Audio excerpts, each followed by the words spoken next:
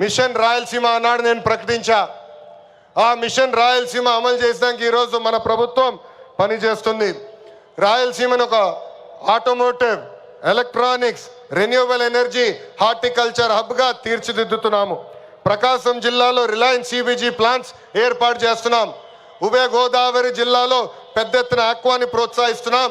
ఏకంగా ఉత్తరాంధ్రలో IT, pharma, medical equipment తయారీ, ఏకంగా భారతదేశంలోనే అతిపెద్ద స్టీల్ ప్లాంట్ ఆసిలర్ మిత్తల్ ప్లాంట్ కూడా మనం తీసుకొస్తాం జరిగింది.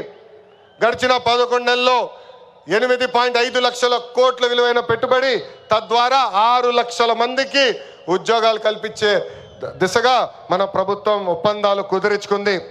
ఇంకా తెలుగుదేశం పార్టీలో మా కార్యకర్తలే అధినేత. దేశంలో ఏ పార్టీ ఇవ్వని గౌరవం తెలుగుదేశం పార్టీ కార్యకర్తలకి ఇస్తుంది. దేశంలో ఏ పార్టీకి 1 కోటి మంది సభ్యులు లేరు. అదే మన పసుపు జెండా పవర్, అదే ఈ పసుపు సైన్యం పవర్. సభ్యత్వంలో కూడా ఎవరు మన రికార్డు బద్దలగొట్టే పరిస్థితుల్లో లేరు. ఈరోజు 5 లక్షల ప్రమాద బీమా అందిస్తున్నాం.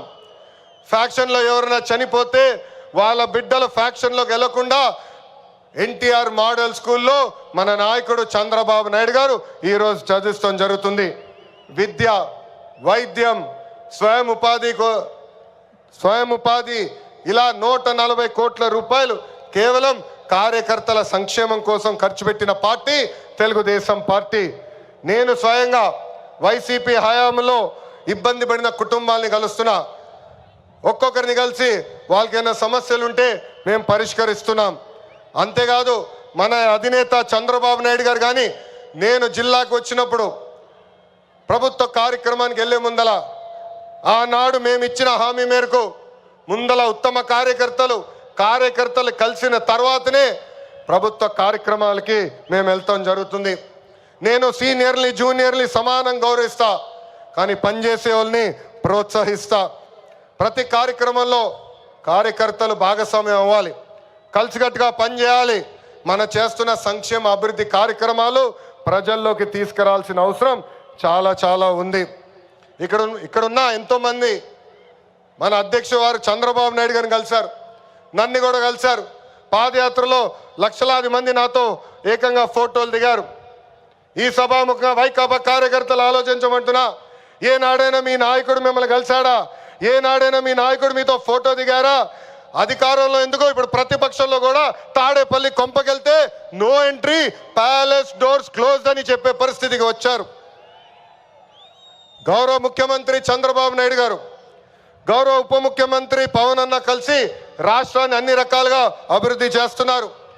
గౌరవ ప్రధానమంత్రి గారు రాష్ట్రానికి పూర్తిగా సహకారం అందిస్తున్నారు.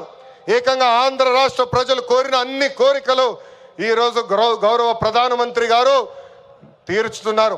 దానికి కారణం ఒకటే, మొన్న జరిగిన ఎన్నికల్లో 25 స్థానాల్లో ఎప్పుడైతే కూటమి పార్లమెంట్ 25 స్థానాల్లో కూటమి ఎప్పుడైతే 21 స్థానాలు గెలిచిందో, ఎస్ ఆంధ్ర రాష్ట్రం ఇప్పుడు ఎన్డీఏ వెనకుంది, ఆంధ్ర రాష్ట్రం ఎన్డీఏకి కట్టుబడి ఉంది. అందుకే ఆంధ్ర రాష్ట్రానికి నేను అన్నీ చేస్తానని అడుగు వేశారు మన గౌరవ ప్రధానమంత్రి నరేంద్ర మోడీ గారు. ఇప్పుడు మనం చేయాల్సింది ఒకటి ఉంది, ప్రజలకు దగ్గర అవ్వాలి. అహంకారం, ఈగో పక్కన పెట్టుకోవాలి. అహంకారం ఉంటే ఏమవుతుందో మనందరం చూసాం. 151 సీట్లు ఏమైంది? 151 సీట్లు ఏమైంది? 11 అయ్యాయి. అందుకే నేలపై ఉండాలి, ప్రజలకు సేవ చేయాలి. అధికారంలో ఉన్న ప్రతిపక్షంలో ఉన్నట్టు మనం అందరం వ్యవహరించాలి. చిన్న కుటుంబంలోనే సమస్యలు ఉంటాయి. 3 పార్టీలు కలిసినప్పుడు చిన్న సమస్యలు రావటం సహజమే.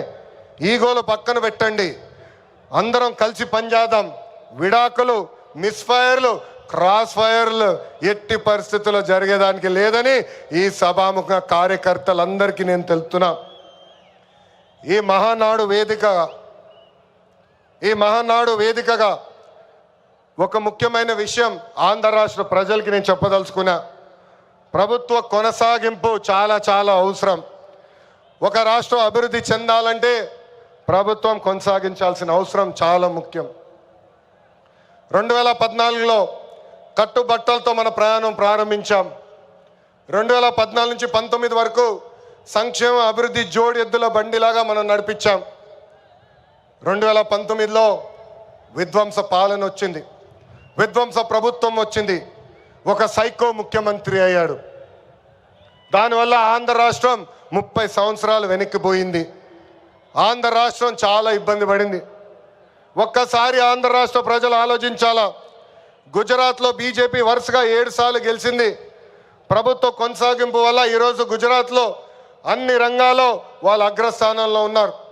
అంతెందుకు, మొన్నటి వరకు మన వెనకాల ఉన్న ఒరిస్సా రాష్ట్రంలో కూడా బిజు జనతాదళ్ వరుసగా 5 సార్లు గెలిచింది. ప్రభుత్వ కొనసాగింపు వల్ల వాళ్ళు కూడా కొన్ని రంగాల్లో ఆంధ్ర రాష్ట్రాన్ని దాటి ముందరికెళ్లే పరిస్థితి. ఉమ్మడి రాష్ట్రంలో తెలుగుదేశం పార్టీ ఒకసారి వరుసగా గెలిచింది. మనందరం చూసాం ఆనాడు ఆంధ్ర రాష్ట్రం ఎలా అభివృద్ధి చెందిందో.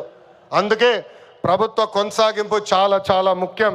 దీని గురించి రాష్ట్ర ప్రజలు అందరికీ తెలియజేయాల్సిన బాధ్యత ప్రతి పసుపు సైనికుడి పైన ఉందని ఈ సభాముఖంగా కోరుకుంటున్నా.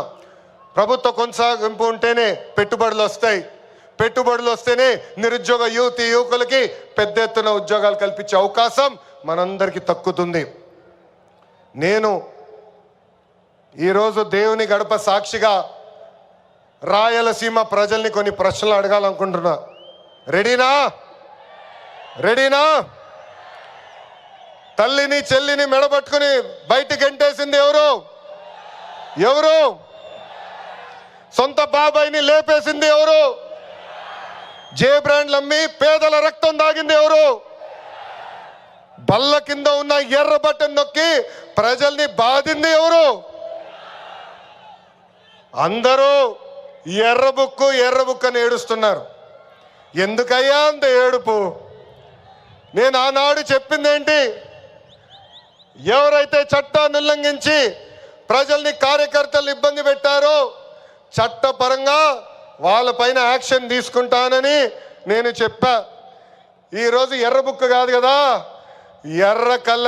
ఎర్ర రంగు చూస్తేనే వణికిపోయే పరిస్థితి వస్తుంది. ఎర్ర బుక్ అంటే ఒకడికి గుండుపోటు వచ్చింది. ఎర్ర బుక్ అంటేనే ఒకడు బాత్రూంలో కాలు జారి చెయ్యి ఎర్రగొట్టుకున్నాడు. ఇంకొకడు ఏమయ్యాడో మీ అందరికి తెలుసు. అర్థమైందా రాజా? అర్థమైందా రాజా? సమాజమే దేవాలయం, ప్రజలే దేవుళ్ళు అన్నారు అన్న ఎన్టీఆర్. అందుకే మనం 6 శాసనాలు ప్రకటించాం. తెలుగు జాతి విశ్వఖ్యాతి, స్త్రీ శక్తి, యువగలం, పేదల సేవల్లో సోషల్ రీఇంజనీరింగ్, అన్నదాతకు అండగా కార్యకర్తలే అధినేత. పాలిట్ బ్యూరో సభ్యుల దగ్గర నుంచి, వేదికమైన పెద్దల దగ్గర నుంచి, ఇక్కడున్న కార్యకర్తల వరకు ఈ 6 శాసనాలు మన శ్వాసగా బతకాలని ఈ సభాముఖంగా మిమ్మల్ని అందరినీ కోరుకుంటూ, మనకి ప్రజలు ముఖ్యం, వాళ్ళ ఆనందం వాళ్ళ సంతోషం ముఖ్యం. అహర్నిశలు కష్టపడాలా, వాళ్ళకి అందుబాటులో ఉండాలా. తిరిగి 2029లో మళ్ళీ కూటమి ప్రభుత్వాన్ని గెలిపించాలని ఈ సభాముఖంగా కార్యకర్తలందరూ తెలుపుకుంటూ, ఎప్పుడు మా ఇంటి తలుపు మీకోసం తెరిచుంటాయి. నేను మొన్నే చెప్పా, గ్రామ పార్టీలో ఏమైనా సమస్య ఉంటే మండల్ పార్టీని కలవాలి, మండల్ పార్టీలో సమస్య ఉంటే నియోజకవర్గ కమిటీని కలవాలి, వాళ్ళకి సమస్య ఉంటే ఏకంగా జిల్లా కమిటీ కలవాలి. వాళ్ళు కూడా సమస్య పరిష్కారం కాకపోతే ఎప్పుడు నవ్వుతున్న మన అధ్యక్షుల వారు పల్లా శ్రీనివాస్ గారిని కలవాలి. ఆయన వల్ల కూడా అయిపోతే మీ లోకేష్ మీకు అండగా నిలబడతారు. మీ సమస్య పరిష్కరించే బాధ్యత నేను తీసుకుంటానని పసుపు సైన్యానికి ఈ సభాముఖంగా నేను హామీ ఇస్తూ